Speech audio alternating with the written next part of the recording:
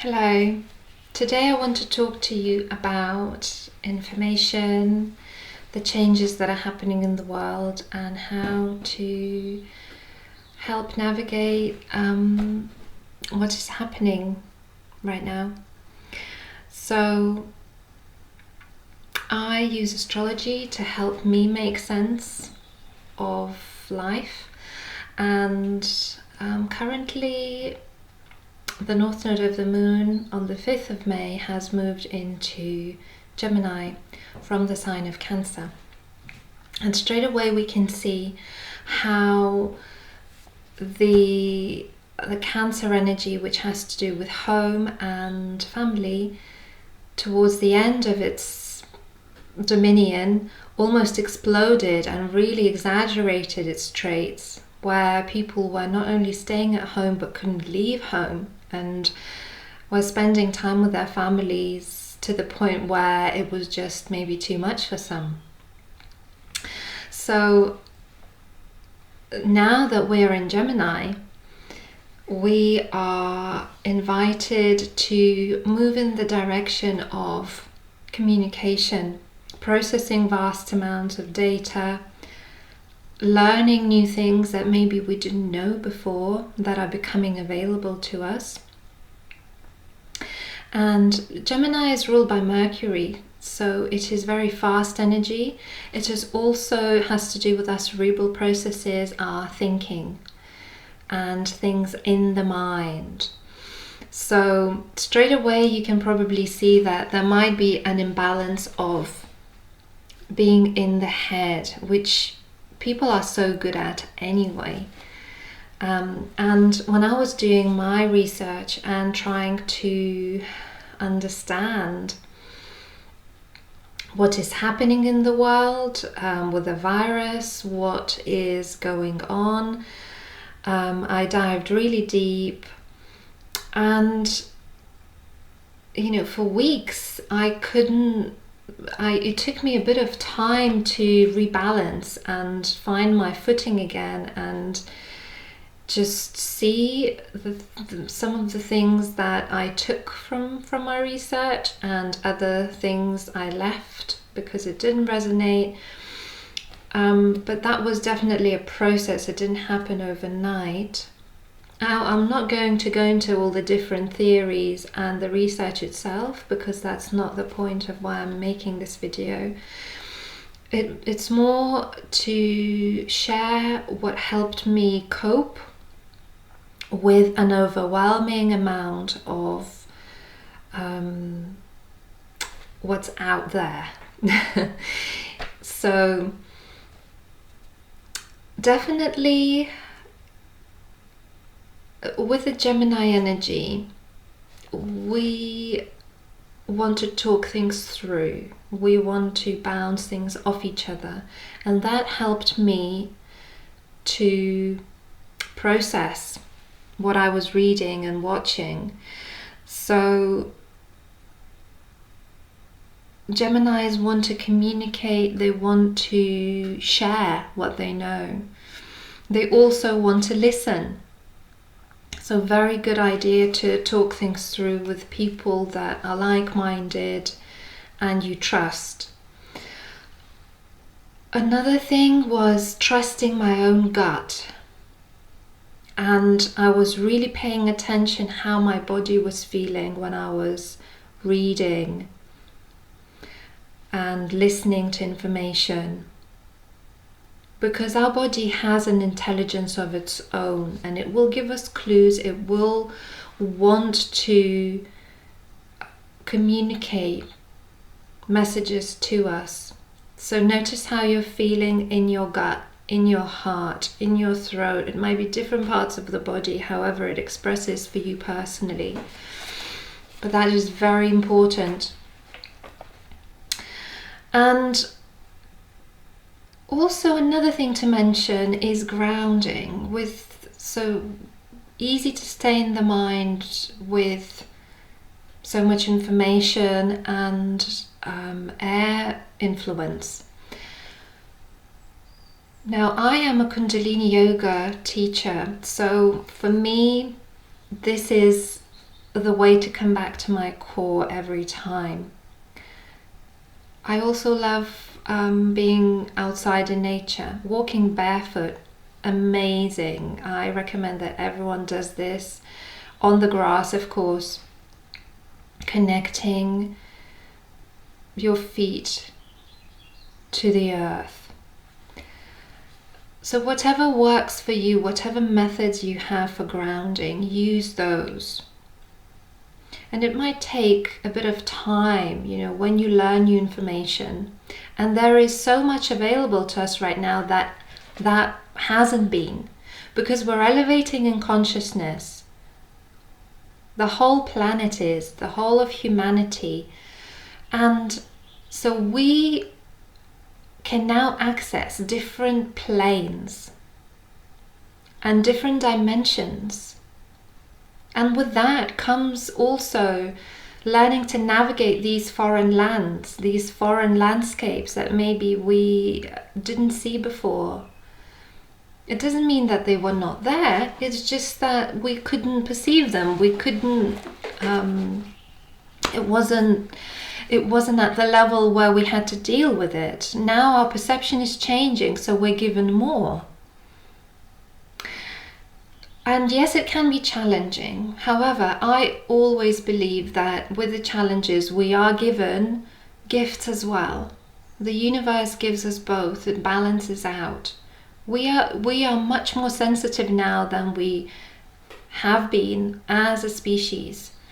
We can sense into each other's energy and the words. So when you hear someone speak, we're not just processing the semantics of the words and the meanings. We are also now learning to feel into the intentions that people have when they speak. Regardless of what they are saying, just because someone is smiling doesn't mean that they mean good. Just because something is on the news doesn't mean it's true. There are so many different facets. And the truth for me, I always have an image of a diamond with different facets. And depends on which window you choose to look through is what you're going to see. So there isn't this one truth. It's very much, I believe it's much more complicated than that, and depends on where we are at individually is what we're going to see. So use your X-ray vision, feel into the energy, feel into the words and behind, even go further. And also with the consciousness elevating right now, yes, listen to your rational mind, but sometimes it can trip us up, because what we have been taught at school and told by the people we know as we were growing up, it doesn't necessarily mean that all of it is true. This is how we end up with beliefs about ourselves. It's not like we were born believing things about ourselves. We learn that often through feedback from other people. So it might actually be useful to unlearn some things right now. And with this Gemini energy, definitely keeping an open mind. It works, North Node works with a South Node. They always come as a pair. So Gemini is opposite Sagittarius. So Sagittarius is where we have already been, the karmic lessons that we have learned. And it has to do with maybe truths that have been a bit stagnant, and thinking, that I'm right, what I know is what I know, and that is that. Or maybe lessons about gurus and spiritual teachers, any kinds of teachers, where we discover that they're people and they're not perfect and they mess up as well. And now we are invited to learn for ourselves, discover things for ourselves, and be curious again, trial things out. Gemini is the twins, so it's two sides of the coin. You might want to think of it as also the twin flame energy, which is opposites, duality. You know, it can have to do with intimate relationships, love relationships. It can have to do with any kind of relationship, or how you relate to yourself. Balancing the light and the dark, the good and the bad, the conscious and the unconscious. The list goes on, because the duality is still very much part of our experience, but we are transmuting that by integrating that within ourselves, knowing that we have both, we are both, and then at the heart center transmuting that in love, understanding and compassion. And this is the only way. So also Gemini in the tarot, in the major arcana, is represented by the Lovers card. And again, it doesn't have to be intimate relationships, but it shows two elements, two people.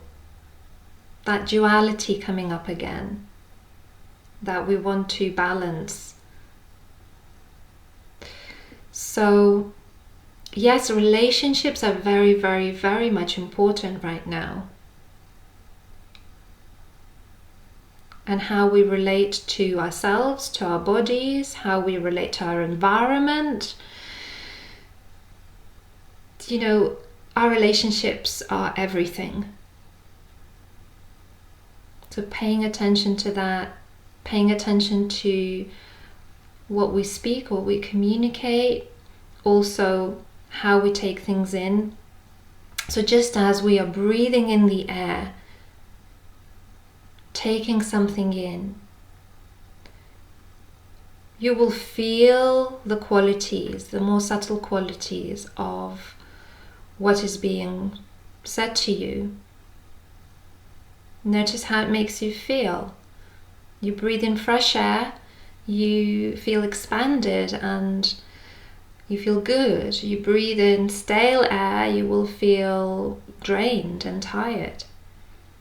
So it doesn't mean though that we are rejecting anything that doesn't feel good, because sometimes the truth might not be pleasant, and that's just that. And again, it's integrating everything. It's not about turning a blind eye, but it's about knowing what's yours to deal with and knowing what is not. And you will only be able to discern for yourself when you come back to your core in that place of stillness, when you're grounded and you're calm. These are very interesting times, very can be overwhelming sometimes, but community and reaching out to people locally is definitely a big theme. Traveling locally.